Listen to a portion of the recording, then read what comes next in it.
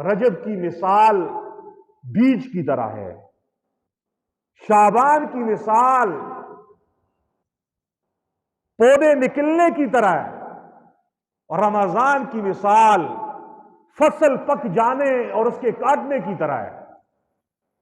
یہ یوں سمجھیے، رجب کی مثال پتے نکلنے کی طرح ہے، شعبان کی مثال پھل لگنے کی طرح ہے، اور رمضان کی مثال پھل کاٹ کے کھانے کی طرح ہے۔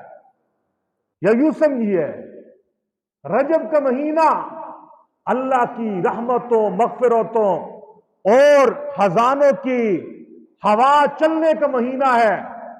اللہ کی رحمت کے جھونکے، بخشش کے جھونکے رجب سے شروع ہو جاتے ہیں۔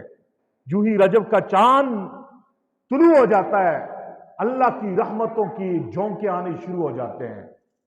جب شعبان کی پہلی تاریخ آتی ہے تو ہوا کے وہ جھونکے اللہ کی رحمت کے، بخشش کے بادلوں کو لے کر آتے ہیں، اور رمضان کی پہلی تاریخ کو وہ رحمت کے بادل برسنا شروع ہو جاتے ہیں۔